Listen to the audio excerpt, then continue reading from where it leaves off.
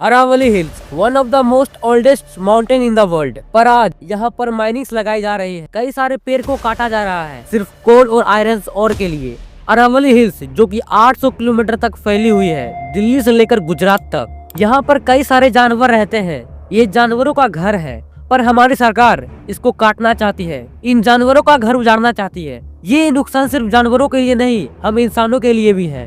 हमारी सरकार ने यहाँ पर ऑर्डर दे दिया है कि यहाँ पर माइनिंग्स लगाई जा सकती है, पर ये बिल्कुल सही नहीं है हमारे लिए और आने वाली जनरेशन के लिए। ये अरावली फर्टाइल लैंड को डेजर्ट बनाने से रोकती है। क्या होता है जब थार डेजर्ट से हवा आती है तो उसमें कई सारे सैंड पार्टिकल्स होते हैं और ये अरावली इस सैंड स्टॉर्म को रोकती है और थार डेजर्ट को आगे एक्सपेंड करने से रोकती है, जिससे कि जो हमारी गंगा प्लेन है, जो ये सबसे ज्यादा उपजाऊ जमीन है, वो डेजर्ट बनने से रुक जाती है और ये गंगा प्लेन नॉर्थ इंडिया को भूखे मरने से बचाती है। सोचिए अगर अरावली नहीं होगी तो नॉर्थ इंडिया का क्या होगा, उन जानवरों का क्या होगा। सिर्फ अरावली नहीं, भारत में कई जगह पर कई सारे पेड़ को काटा जा रहा है सिर्फ माइनिंग के लिए। अगर ऐसे ही चलते रहा, जैसा दिल्ली का एयर पोल्यूशन है, वैसे पूरे देश भर में हो जाएगा। दिल्ली, गुड़गांव और जयपुर जैसे सिटीज के ग्राउंड वाटर को रिचार्ज करती है ये अरावली।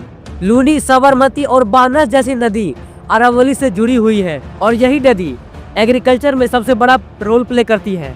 दिल्ली, एनसीआर जैसा हाईली पोल्यूटेड सिटीज के लिए ये ग्रीन लंग्स है ये अरावली। न जाने कई सारे बेनिफिट्स है हमारे लिए और इस देश के लिए, पर हमारी सरकार 100 मीटर का रूल ला करके अरावली को खत्म करना चाहती है, यहाँ पर माइनिंग्स लगाना चाहती है। सुप्रीम कोर्ट ने अरावली के लिए न्यू डेफिनेशन दिया है, मतलब कि 100 मीटर और 100 मीटर से ऊपर वाले पेड़ ही अरावली मानी जाएगी और उससे जो कम है उससे नहीं मानी जाएगी, उसको काट दिया जाएगा। और शॉकिंग चीज ये है कि अरावली के 90% पेड़ 100 मीटर से कम है। अगर ऐसा होता है तो पूरा अरावली नष्ट हो जाएगी। जो पेड़ पौधे हैं वो कट जाएंगे, जो जानवरों का घर है वो खत्म हो जाएगा, यहाँ से जो ऑक्सीजन आता है हमारे लिए वो भी खत्म हो जाएगा। सिर्फ बचेगी राख, एक समतल जमीन। अरावली को सिर्फ अभी नहीं नुकसान हो रहा है, ये बहुत पहले से नुकसान हो रहा है। अरावली पर कई सारी इलीगल माइनिंग्स होती आ रही है। 1975 से लेकर 2019 तक अरावली के 7.6 पेड़ को काट दिया गया है। कई सारे छोटे छोटे पहाड़ को खत्म कर दिया गया है, वहाँ से मिनरल्स को निकाल करके उसे बेच दिया गया है। और ये इलीगल चीजें कई दिनों से हो रही है, कई सालों से हो रही हैं। सोचिए अगर अरावली धीरे धीरे नष्ट हो गई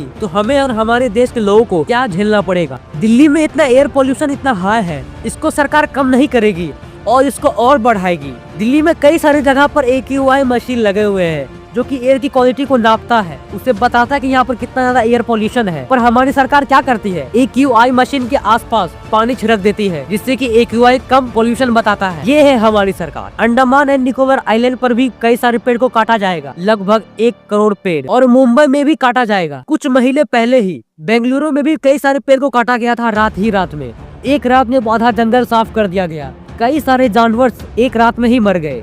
अगर धीरे धीरे सारे जंगल खत्म हो जाएंगे तो इंसान भी नहीं बचेंगे, ये भी धीरे धीरे खत्म हो जाएंगे, क्योंकि एयर पोल्यूशन बढ़ जाएगा, ग्लोबल वार्मिंग बढ़ जाएगी, वाटर पोल्यूशन, सब कुछ बढ़ जाएगा। ना सांस लेने के लिए अच्छी हवा होगी, ना खाने के लिए अच्छा खाना होगा, ना पीने के लिए साफ पानी होगा, तो इंसान कैसे जिएगा। हमें माँ के नाम एक पेड़ को नहीं लगाना चाहिए, हमें माँ के नाम पूरा जंगल ही छोड़ देना चाहिए, जंगल को कुछ नहीं करना चाहिए। लेकिन जब तक पैसों की भूख रहेगी तब तक ये सिलसिला चलता रहेगा और ये आगे भी होगा।